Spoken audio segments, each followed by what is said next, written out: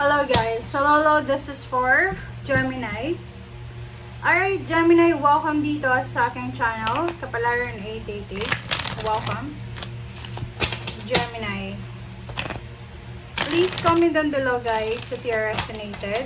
And please like, share, and subscribe.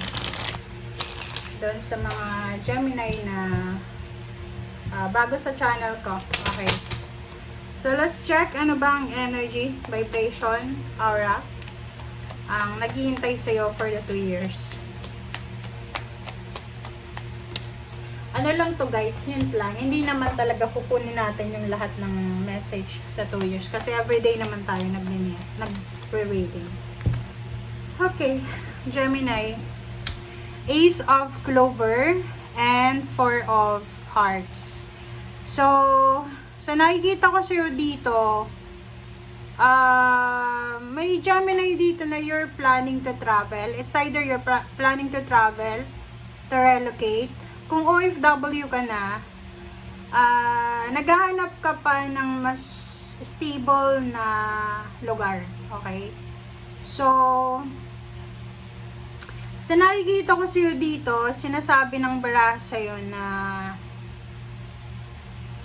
pag-aralan mo daw kasi kung makikita mo to, eto going with the flow lang siya, okay? Kasi fish yan The fish is, kumbaga, symbolizes ng richness, pero ano lang siya, going with the flow, hindi siya against the flow. So, ang sabi ng bara sa'yo dito, nakadepende daw yun sa decision making mo, kung anong mangyayari sa buhay mo for the next 2 years, Gemini. Kumbaga, ano kasi to crossroad kasi. Marami kang gustong gawin, hindi lang isa.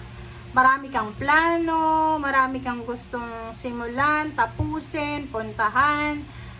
Ang dami-dami. So parang wala ka bang priority or ganito ganyan? Or marami kang priorities, parang ganon. Pag marami kayong priorities, kailangan pag-isipan yung mabuti. Okay? Kasi kung contradicting kasi silang dalawa So, ganun din yung aura mo, yung kumbaga emotions mo, yung mararamdaman mo, ganun din. Parang mahihirapan ka na gawin kung anong gusto mo kasi pwedeng pabago-bago ka ng isip or posibleng yun, bigla ka na lang na magbabago ng direksyon, parang ganun.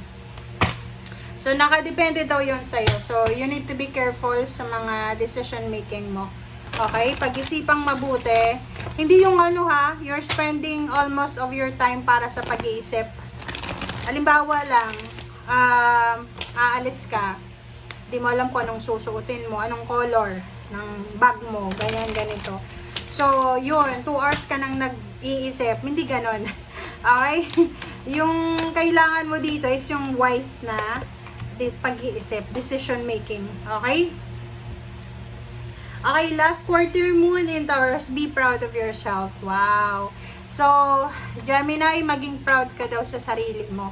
Kumbaga, for the next 2 years, 2026 ng August hanggang August 2028, marami kang ma-achieve na gusto mo sa buhay, na magiging parang yun yung rason kung bakit kailangan mong maging proud sa sarili mo. Or, if ever wala ka bang achievement during that year, isipin mo lang na marami kang dapat na ipagmayabang sa sarili mo. Go for it. Sabi ng bara sa'yo dito, kung ano yung alam mo na magbibigay sa'yo ng freedom, ng peace of mind, go for it now.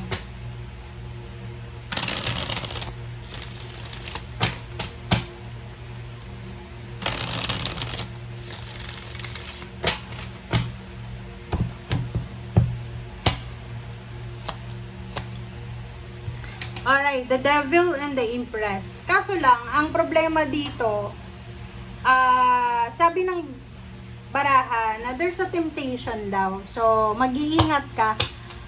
You need to be careful kasi marami kang gustong gawin, marami kang gustong simulan, na posibleng maraming sagabal. Okay, may mga tao sitwasyon na posibleng maging rason para maging obstacle sa kung ano man na gusto mong gawin. I don't know, maybe pagbubuntis, pag-aasawa, pagtatrabaho, pagtatravel, ano ba, whatever plans man, or inspiration mo na yan, meron kang mga may encounter na mga obstacles and challenges. Ace of Cups, wow! Congratulations din, kasi sa 2 years na to, you will have the capability and ability na makapag-ipon ng pera. Mas magiging matipid ka sa 2 taon na to. Mas magiging sobrang, magaling kang hahawak ng pera ngayon. And after 2 years, yun, makakaipon ka. 5 of Cups and 7, diba? Sa nakikita ko sa'yo dito, wala kang sasayangin na pera. Wala kang sasayangin. Sa 2 years na to, magiging sobrang kuripot ka.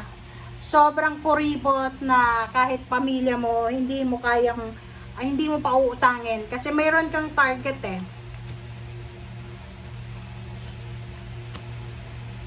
Kita mo? Sabi ng baraha sa'yo dito, umiwas din sa tukso ng like padalos-dalos na paggastos, padalos-dalos na pagta-travel, parang ganun. So, kailangan mong maging matipid talaga. Okay? So, dito sa barahang ito, kung ano man yan na hinihintay mo, parang makikita mo na maraming mga naghahangad din ng ganyan. So, like promotion, maraming gustong ma-promote sa kumpanya. Kung sa business naman yan, maraming naghahangad ng level up ng kanilang business. So, ang sabi ng baraha sa'yo dito na you need to be patient, guys. Okay? Maging mapasensya tayo, Gemini. Ihanda mo din yung sarili mo kasi magiging sobrang busy ka. Mapapagod ka sa 2 taon na to. Marami kang pagkakabisihan. Pero, ang sinasabi naman ng chariot sa'yo na lahat daw ng sacrifices mo, lahat ng pinagpapaguran mo, may kapalit din yan na victory and success. Walang masasayang. Okay? And may mga decision making ka sa 2 years na to na kailangan mo daw pag-isipan. And if hindi ka sigurado, pwede mo naman daw na itigil muna. Okay, so dito naman, travel talaga to. So, pwedeng pupunta ka ng ibang bansa within the 2 years or pwedeng lilipat ka ng lugar kung saan ka nakatira, kung saan ka nagtatrabaho. Maraming transformation.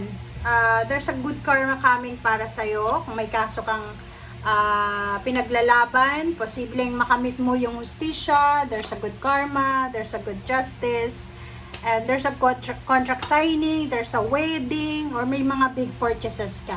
Okay? Congratulations. Bye!